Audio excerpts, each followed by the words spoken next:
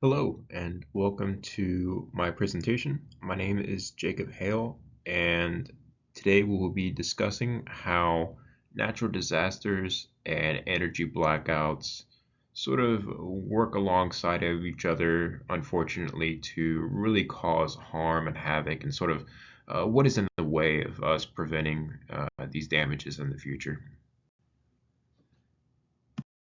So, the inspiration that led me to selecting this topic in the first place was not one dimensional. It wasn't just sort of a one event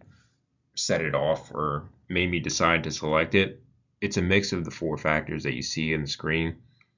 And I think the one that really stands out to me, or I should say two of them really stand out to me, which is for one, we've seen these events happening in places where we don't typically associate extreme weather with these types of locations. Places like California and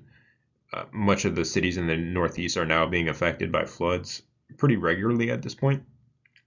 And next would be the social inequality aspect of it, which is that oftentimes the people that need the most help in the United States are typically the ones that don't get enough focus or enough attention when it comes to these terrible events. And it's something that we'll talk about later throughout the slides, but it is really a tragedy that consistently, no matter what state you're in or no matter what disaster it is, it seems that the people who need the most help are oftentimes the ones being most negatively affected by these events. Yeah, and so for the reason that I selected this topic in the first place was I think that energy blackouts are a secondary effect of natural disasters that is more prolonged, and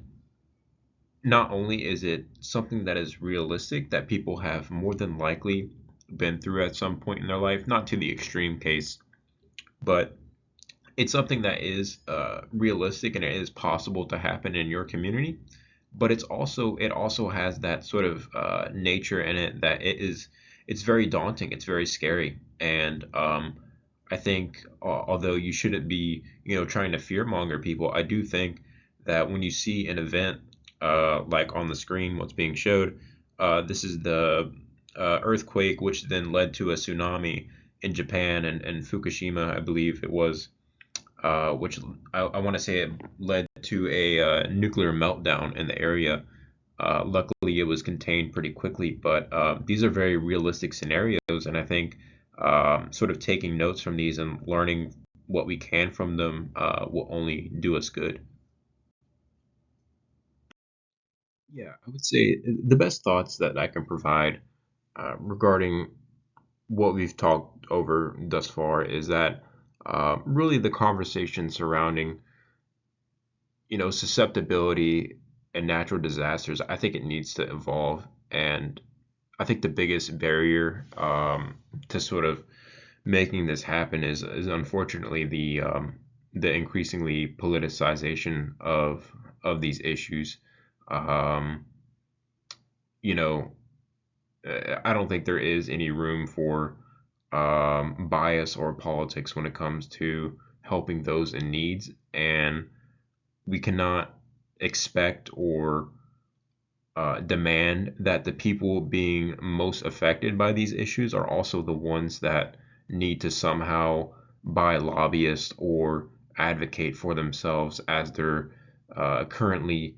recovering from disasters that have happened years ago. All across the nation, there are people recovering from disasters that we've probably all forgotten about. And that's sort of the sad reality of where we're at with this conversation. And just to wrap this up, I think what I've taken away from this project and including the paper is that uh, while it may seem that the solution to these problems is very black and white, oftentimes the realities of why solutions are not happening and why these upgrades to sort of the most basic needs that we have as citizens aren't happening are much more confusing. They're much more frustrating than they need to be. And I think that's, like I had previously stated, I think that's really is the biggest barrier to, um, erasing the susceptibility of communities, rather they're rich or poor, or no matter which region you live in the United States, or no matter where you live in the world. um, we cannot continue to not prioritize the most basic human needs of our citizens.